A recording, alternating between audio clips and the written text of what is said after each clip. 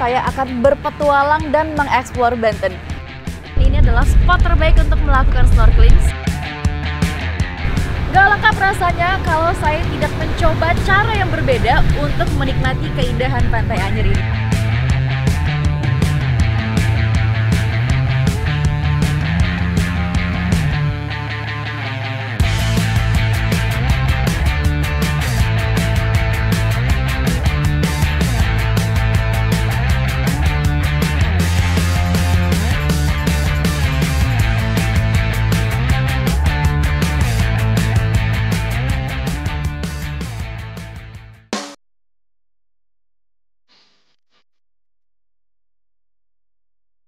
Tanah para Jawara. Begitulah tanah di ujung barat Pulau Jawa ini mendapat julukan.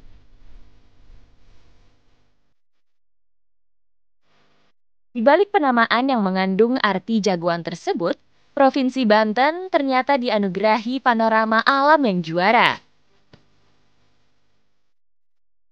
Dari mercusuar Cikoneng yang menjulang di tepi Pantai Anyer, saya akan mengawali penjelajahan alam di tanah Banten.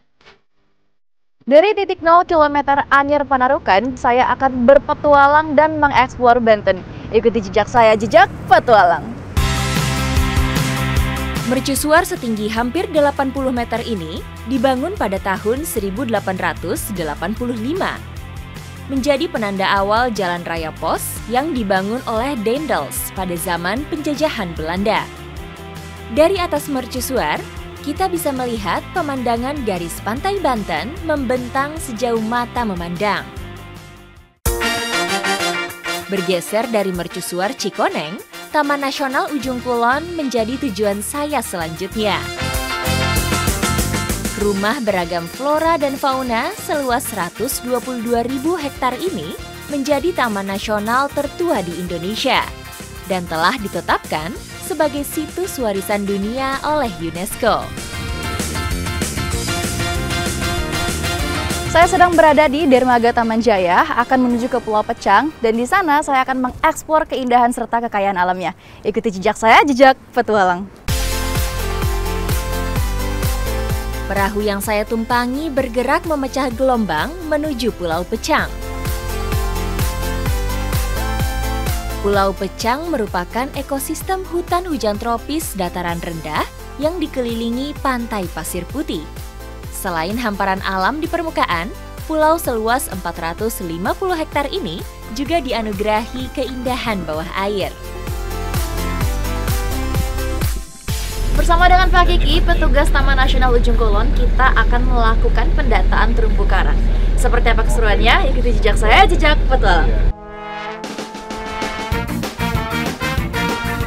Dari beberapa titik snorkeling, kami akan melakukan monitoring di spot Ciapus.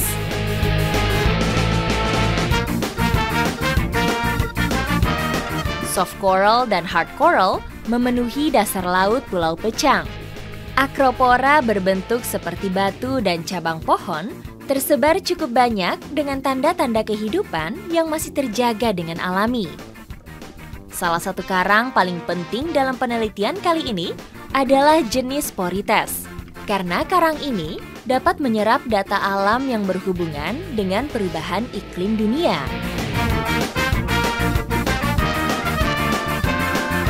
Nampak clownfish atau ikan Nemo lalu lalang di sela-sela karang. Di bagian lain, surgeonfish berwarna biru tidak ketinggalan, memberi warna kehidupan laut Pulau Pecang. Kondisi terumbu karang di bawah ternyata masih bagus sekali. Masih warna-warni semua dan besar-besar. Cuma memang ada beberapa terumbu karang yang patah dan perlu penanganan lebih lanjut. Apalagi untuk ikan-ikan di bawah semuanya bagus banget dan masih banyak banget. Secara ekologis, terumbu karang adalah tempat berlindung sekaligus mencari makan. Tidak heran, terumbu karang yang sehat menjadi nadi bagi bermacam organisme laut termasuk ikan. Keselarasan tersebut terlihat pada perilaku ikan, seperti rombongan ikan barakuda yang berenang terorganisir dengan kecepatan yang mengesankan. Wow, barusan saya schooling fish di bawah, luar biasa, ikannya ratusan, ada ikan kembung, ada ikan barakuda juga, ada ukuran yang kecil, medium, dan yang besar semuanya ada. Keren banget jellyfish di sini. Schooling fish merupakan cara ikan untuk bertahan hidup dari serangan predator, mendapatkan makanan, dan pasangan. Sebuah bentuk gotong royong dalam kehidupan bawah laut. Selain barakuda, terlihat juga rombongan ikan kembung, berputar-putar melaju mencari makan. Sebuah harmoni alam yang sempurna di bawah laut Pulau Pecang. Gimana tadi hasilnya, Pak?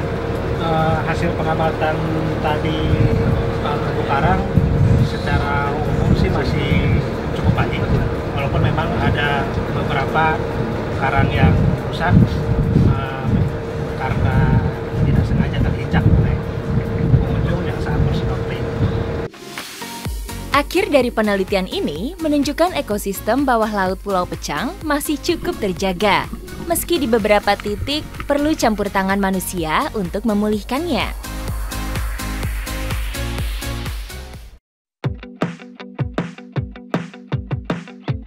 Semburat cahaya mulai muncul di ufuk barat, di sisi lain ujung kulon, tepatnya di Pulau Handelem. Kami memutuskan untuk mendirikan tenda dan bermalam. Setelah lelah seharian beraktivitas, saya akan membangun tenda serta beristirahat di sini dan juga membuat makan malam. Ayam bakar menjadi pilihan menu makan malam kami.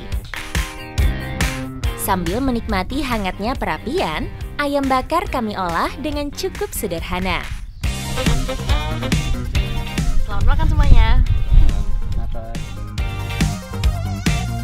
Ayam bakar ini terasa nikmat ketika kami menyantapnya di alam seperti ini.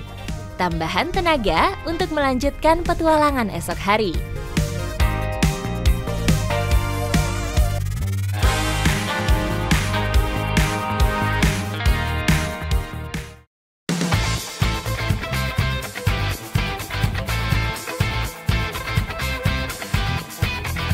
Matahari pagi beranjak naik, sinarnya menguak selimut pagi Pulau Handelem. Suasananya semakin lengkap dengan seduhan kopi panas. Memiliki luas sekitar 8 hektar, Handelem adalah sebuah pulau kecil yang dikelilingi hutan mangrove.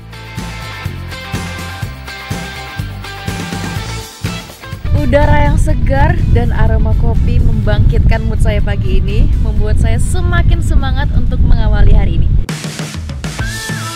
Bersantai di Pulau Handelem menjadi pilihan saya sebelum melanjutkan penjelajahan di Taman Nasional Ujung Kulon. Berbeda dengan Pulau Pecang yang memiliki pantai pasir putih, Pulau Handelem ini didominasi oleh pohon bakau dan juga batuan karang. Jadi mereka memiliki vegetasi yang berbeda. Pulau Handelem merupakan pulau terbesar di antara gugusan Pulau Karang di Teluk Selamat Datang, Banten, dengan luas sekitar 220 hektar.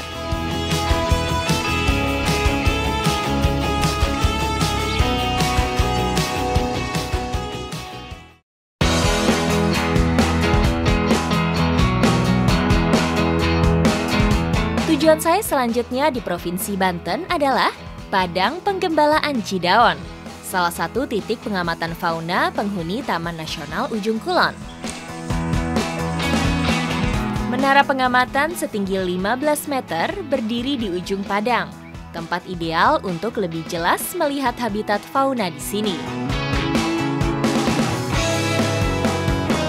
Ini terpantau sekarang ada 2 kelompok ya Pak, kayaknya karena ada 2 jantan. Kita tuh nggak bisa mendekat karena kalau kita semakin dekat mereka itu kabur.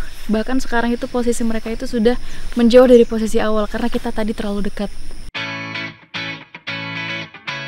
Banteng Jawa atau Bos javanicus merupakan salah satu mamalia yang dilindungi. Mereka biasa hidup berkelompok yang dipimpin oleh banteng jantan. Ini jujur saya ngerasa terintimidasi karena diliatin sama banteng yang jantan. Ini bukan mereka yang merasa terancam, tapi saya. Tatapan banteng yang jantan tuh serem banget ya. Ciri banteng jantan adalah berwarna hitam, sedangkan banteng betina berwarna coklat. Banteng jantan akan berubah warna dari coklat menjadi hitam ketika beranjak dewasa.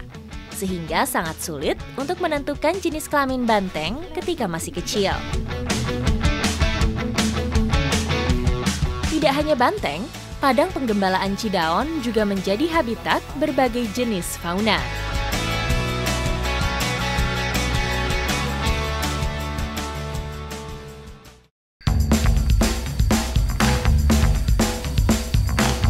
Pulau Pecang juga menjadi habitat salah satu jenis rusa.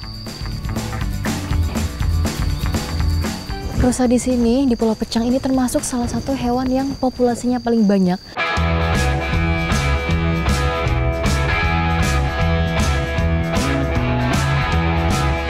Termasuk sebagai hewan yang dilindungi, rusa timor biasa hidup berkelompok antara 3 sampai 20 ekor.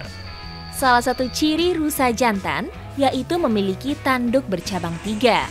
Selain untuk menarik perhatian rusa betina, tanduk juga digunakan untuk melindungi diri.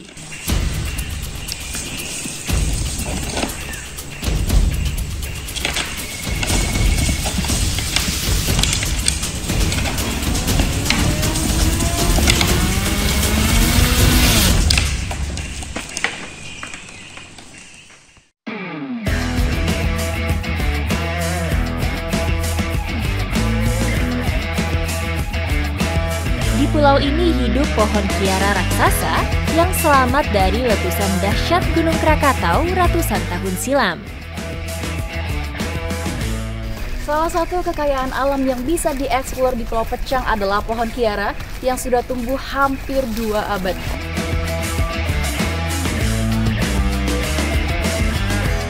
Ini dia pohon kiara yang merupakan salah satu ikonnya Pulau Pecang karena pohon ini berhasil selamat dan bertahan dari letusan Gunung Krakatau 1883 dan masih berdiri kokoh sampai sekarang. Dengan ketinggian tadi hampir 30 meter ya Pak? Hampir 30. Keren banget.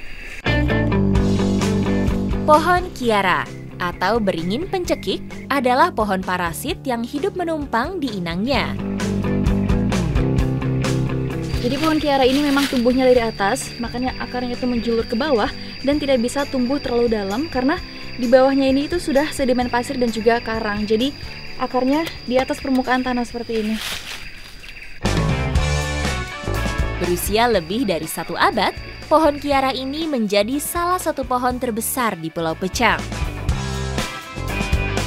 Lokasi pohon kiara ini bisa dikunjungi oleh semua kalangan karena memang treknya tidak terlalu sulit dan semoga siapapun yang berkunjung ke sini bisa menjaga alam agar tetap lestari supaya bisa dinikmati oleh generasi selanjutnya. Ikuti jejak saya, jejak petualang.